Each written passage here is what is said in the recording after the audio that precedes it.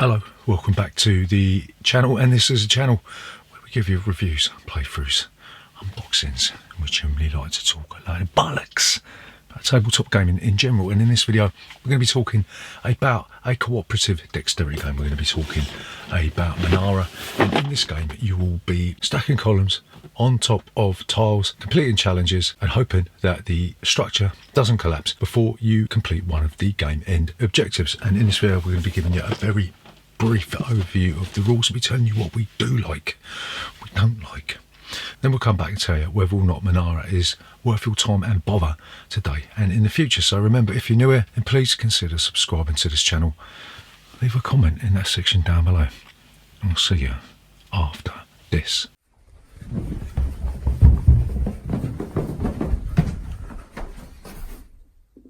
Bollocks! So, Menara, how do you play this game? So first thing you're going to do is you're going to assemble the camp thing. Well, it's basically a depot where you're going to have a certain amount of columns that you can exchange with the tiles you've got in your hand, right? You'll make a stack and shuffle the 18 temple tiles. You'll separate all the challenge cards into easy, medium and hard difficulty levels, and then you'll place a number of level cards dependent on how easy or difficult you want the game to be. But it doesn't really matter because the game's bloody hard anyway, innit? So then, dependent on how many players are playing the game and whether or not you want this game to be easy or hard, then you'll draw a number of random columns from the bag, and this will be your starting hand. You'll then draw the 3 top tiles from the stack and you'll place them on a table, but you have to make sure that at least 2 points are touching each tile, right? So this game takes place over a number of phases. The first thing you're going to be able to do on your turn is you're going to be able to exchange any number of columns that are in your hand with any number of columns that are in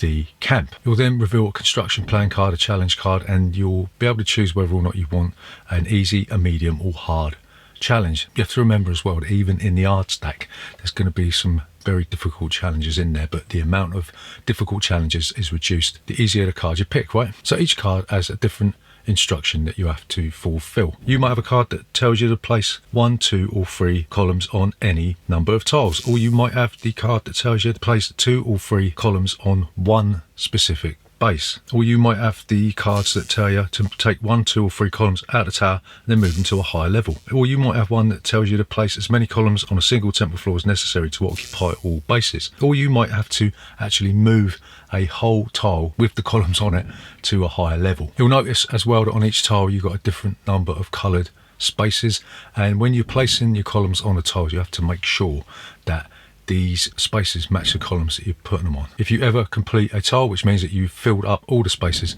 then you'll get to take the top tile from the stack and then place it anywhere on a higher level. If for any reason you can't fulfill the objective of the card that you draw, then you'll have to place that card next to the level cards, and this means that you'll have to build an extra level. The amount of level cards that you got means that you can't win the game unless you've built that many levels, right? You bloody stupid or something. You do also have the option of scrapping that card and placing it in the level stack, and then you'll be able to take the top tile of the stack and then place it on the ground level, making sure that you are touching 2 spaces, right? So basically a get out of jail free card, isn't it? So when you're placing the new tile, you look at the card that you've completed and you'll see that it's either got a dark or a light icon on it. If it's got a dark icon, place the dark side. If you've got a light icon, you place the light side. If it's got both, you get to choose, you know what I mean? So once you've done that, then you will replenish up to your hand limit, and then it's the next player's turn. You'll keep doing this, you'll keep placing columns, placing levels onto the structure. You will all lose if the structure collapses,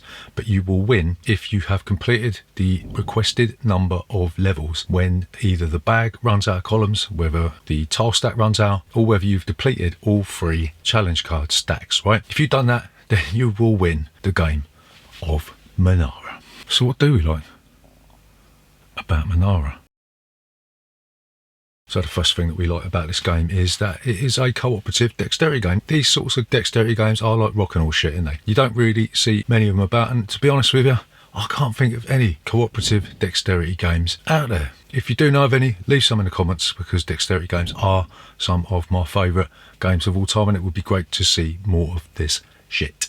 Second thing we like about Menara is that simply completing the levels doesn't automatically win you the game. you've got to fulfill one of the other objectives, and that makes the game really, really challenging. If it had just been over when you maybe completed a certain amount of levels, then this game would probably be like a wet fart, wouldn't it? But the fact that you are forced into ascending an almost unassailable peak means that this game is always going to be a challenge, isn't it?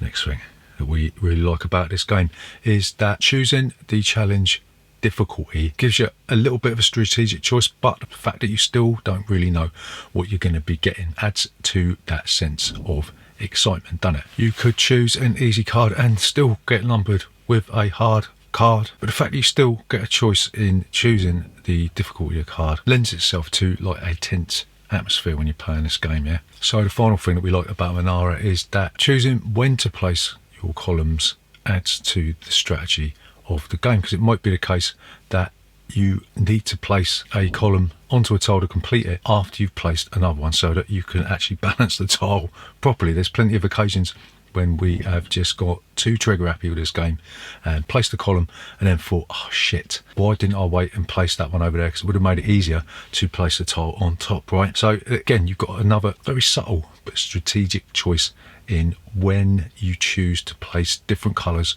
of the columns onto the tiles. So what don't we like about Menara?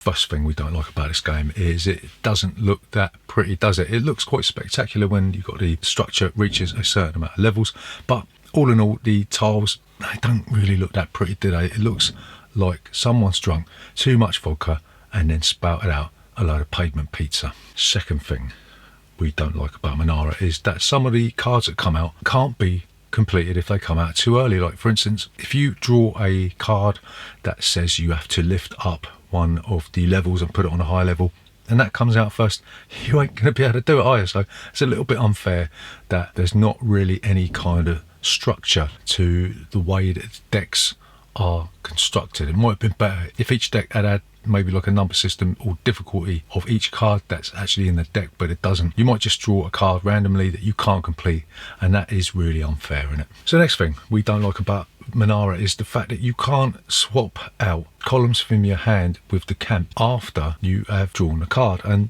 it seems like a bit of a curious design decision to me, because you ain't really going to know what you are going to need to do. It might have been better had you been able to swap out any number of columns from your hand before you do that, but if you choose to do it afterwards, you can only do one. It does seem a little bit frustrating that you might draw something that you can't complete in your hand, right, that you can't actually make plans for in the future. So yeah, don't like that at all. So the final thing we don't like about Menara is it probably is a little bit too difficult for my liking. We haven't actually ever completed this game. I'm not saying it isn't a fun game, because it actually is, but it can be quite difficult even on easy for the reasons that we've talked about already in this video. I've never actually bothered playing this on the hard level. Maybe I should. Might be a little bit easier, but yeah, it's maybe just that little bit too difficult for me, being a complete and utter fucktard, right? So to summarise, is Menara worth your time and bother